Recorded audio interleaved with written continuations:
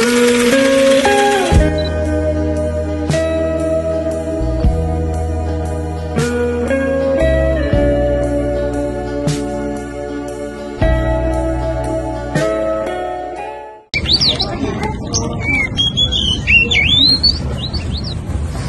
teman-teman, kayak hari ini kita belajarnya itu dengan dua metode belajar nggak sih? Yang pertama itu descriptive text dan yang kedua itu think pad share. Kalian tahu nggak sih apa metode pembelajaran ini?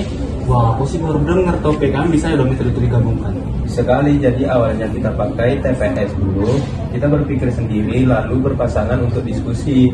Dan terakhir kita berbagi hasil di kelompok besar. Nah, kalau yang kooperatif script itu yang berpasangan kan, yang satu memberi tanggapan dan satu memberi jawaban. Betul banget Pan. Jadi itu kita memberikan argumen itu secara individu dulu, kita kayak mencarinya. Baru kita berpasangan dengan teman kita, lalu kita memberikan argumen kita ini kepada kelompok yang besar gitu. Oke, berarti tahap pertama kita mulai mikir sendiri dulu ya materinya itu tentang sistem pernapasan pada manusia.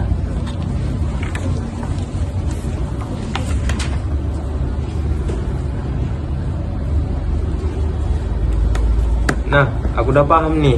Udara masuk lewat hidung, terus lewat faring, laring, trakea, bronkus sampai alveolus. Nah, di situ terjadi pertukaran gas. Oh, jadi oksigen itu masuk ke darah dan karbon dioksida itu keluar lewat alveolus ya? Ya, betul kali. Sekarang coba kau ulang, biar aku yakin kalau kau itu betul-betul paham. Jadi pernapasan itu dimulai dari masuk ke hidung, habis itu masuk ke faring, habis itu laring, habis itu ke trakea, habis itu ke bronkus, dan terakhir itu di alveolus. Nah, di alveolus inilah tempat terjadinya pertukaran gas karbon dioksida dengan oksigen. Nah, mantap. Nah, itu contoh kooperatif script.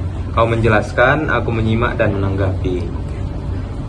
Nah, sekarang kita berbagi hasil diskusi ke kelompok besar kan? Bener banget nih Pak. Jadi pas yang berikutnya saya akan membahas tentang sistem pernapasan pada manusia. Yang pertama itu ada hidung, trakea, paru-paru, dan alveolus. Yang disebut dengan proses ini adalah proses respirasi. Tambahin juga topik. Ada dua tahap pernapasan. Yang pertama inspirasi dan kedua ekspirasi. Inspirasi itu saat udara masuk dan ekspirasi saat udara keluar. Nah, kamu benar-benar paham Pan. Jadinya metode CS dan TPS ini membantu kita memahami materi pelajaran kita. Wah, ternyata belajar dengan menggunakan dua metode itu seru ya. Selain kita juga bisa memahami, kita juga bisa mikir, diskusi, dan dengar dari penjelasan teman-teman. Betul, kooperatif script itu membantu kita menjelaskan ulang, sedangkan TPS membantu kita berpikir kritis sebelum kita berbagi. Jadi belajar teori pernapasan ini nggak hanya teori aja, tapi juga melatih dalam komunikasi dan kerjasama. Nah, itu dia manfaatnya teman-teman. Yuk kita belajar menggunakan cara yang aktif supaya kita menjadi lebih pintar ke depannya. Oke.